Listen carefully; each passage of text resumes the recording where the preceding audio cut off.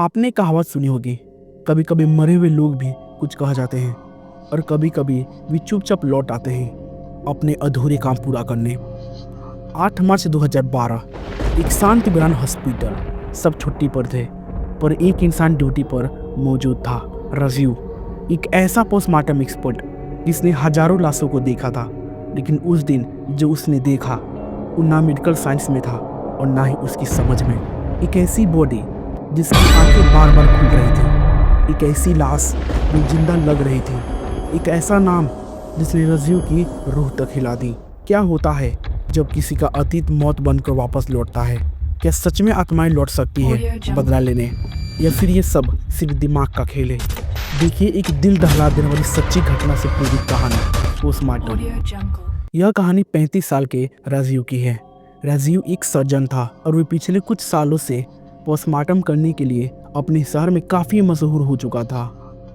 राजीव पुरानी से पुरानी डेड बॉडीज़ का आसानी से पोस्टमार्टम कर लेता था। उसके एक्सपर्ट और कमाल के हुनर को देखकर शहर के सबसे बड़े हॉस्पिटल ने उसे अपॉइंटमेंट कर लिया और राजीव को वहाँ काम करते करीबन महीना भर हो चुका था। वह बहुत ही खुश था, लेकिन उसे नहीं पता था कि उसके साथ क्या होने वाला है। उस दिन की तारीख थी 8 मार्च 2012। होली का दिन था और सभी डॉक्टर छुट्टी पर थे और इसलिए हॉस्पिटल पूरा एकदम खाली पड़ा हुआ था। राजीव उस दिन हॉस्पिटल में ड्यूटी पर था। हर रोज की तरह उसके सामने एक लड़की की भयानक बॉडी थी और उस लड़की का चेहरा इतनी बुरी तरह से जख्मी था कि राजीव उसे अच्छे तरीके से देख भी नहीं पा रहा था। काफ़ी कोशिश के बावजूद भी राजीव को उसकी मौत की वजह पता नहीं चल पा रही थी।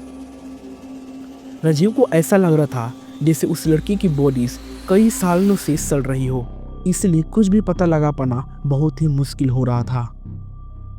राजीव उसकी बॉडीज को ऑपरेट कर ही रहा था, लेकिन जैसे ही वो लड़की की गर्दन के पास अपनी नुकीली सर्जिकल नाइफ लेकर गया, लड़की की आंखें एकदम से खुल जाती है और राजीव पीछे हट जाता है और अब उस लड़की की आंखें बंद थी और वह बॉडी एक लाश की तरह बस वहाँ पड़ी हुई थी।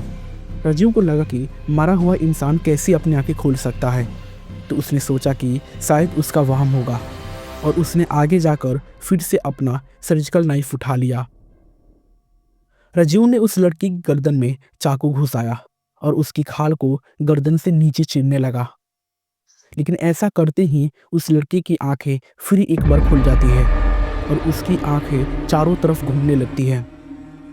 देखते ही देखते उस लड़की की आंखों का रंग एकदम से गायब हो जाता है और उसकी दोनों आंखें बिल्कुल सफ़ेद हो गई। इसके बाद उस लड़की के हाथों की उंगलियां और दोनों पैर जोर से हिलने लगे। इसे देखकर राजीव बहुत ही ज़्यादा डर गया और वो उस बॉडी से दूर हो गया। काफ़ी देर तक उस बॉडीज़ में कोई मूवमेंट नहीं हो रही थी। बॉडी चेक करने पर उसकी कोई पल्स नहीं थी और ना ही उसका दिल धड़क रहा था, लेकिन फिर भी क्यों उसकी बॉडीज़ मूवमेंट दिखा रही थी? एक साइंटिस्ट होने की वजह से राजीव अपने साथ हो रही घटनाओं की मेडिकल एक्सप्लेन खोज रहा था। इसीलिए उसने उस लड़की की फाइल को फिर से देखना शुरू किया, पर जैसे ही राजीव ने फाइल खोलकर उस लड़की का नाम ध्यान से पढ़ा और उसकी तस्वीर को अच्छी से देखी, उसके रोंगटे खड़े हो जाते हैं। राजीव के चेहरे पे बुरी तरीके से पसीने छूटने लगते हैं, क्योंकि वो लड़की कोई और नहीं बल्कि राजीव की मेडिकल कॉलेज की लवर प्रिया थी। लेकिन इससे पहले कि राजीव को समझ पाता, उसके गले को किसी ने पीछे से पकड़कर दबाना शुरू कर दिया था।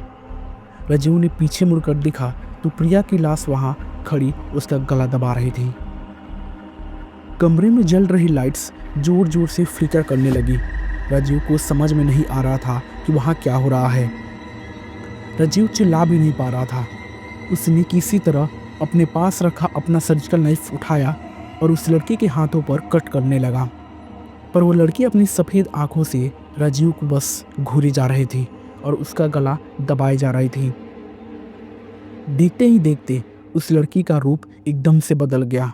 उसके बिखरे काले बाल हवा में लहराने लगे और वह जोर जोर से हंसने लगी, जैसे उसका कोई पुराना बदला पूरा हो गया हो। ऐसा लग रहा था कि कोई लाश नहीं बल्कि कोई बहुत ही भयानक आत्मा है। राजीव ने अपने आप को छुड़ाने की बहुत ही कोशिश की, लेकिन वो कुछ ही देर में हिम्मत हार गया और उसकी आंखें बंद हो गई। कुछ देर बाद जब राजीव की आंख खुली तो उस हॉस्पिटल का पियोन उसके पास एक पानी का गिलास लेकर खड़ा था और उस पोस्टमार्टम रूम में अब किसी लड़की की बॉडीज़ नहीं थी। और उस पियोन ने बताया कि कोई बॉडीज़ उस दिन पोस्टमार्टम रूम में भेजी ही नहीं गई थी। और उसने ये भी बताया कि उसे अचानक से पोस्टमार्टम रूम से राजीव की चीखने की आवाज़ सुनाई दे रही थी। वे जल्दी से जल्द पोस्टमार्टम रूम में आया तो उसने देखा कि राजीव खुद ही अपना गला दबा रहा था और अपना गला दबाते दबाते वह एकदम से बेहोश होकर नीचे गिर गया था। यह सब सुनकर राजीव एकदम से शॉक था और जब उसने प्रिया के बारे में रिसर्च की तो उसे मालूम पड़ा कि मेडिकल कॉलेज में एक लड़का प्रिया को प्रेग्नेंट करके उसे छोड़ चला गया था, जिसकी वजह से प्रिया ने चलती ट्रेन के सामने आकर सुसाइड कर ली थी। उसकी सुसाइड की तारीख थी 8 मार्च 2002, यानी इस दिन से एग्जैक्टली 10 साल पहले। और वह और कोई नहीं था बल्कि राजीव ही था।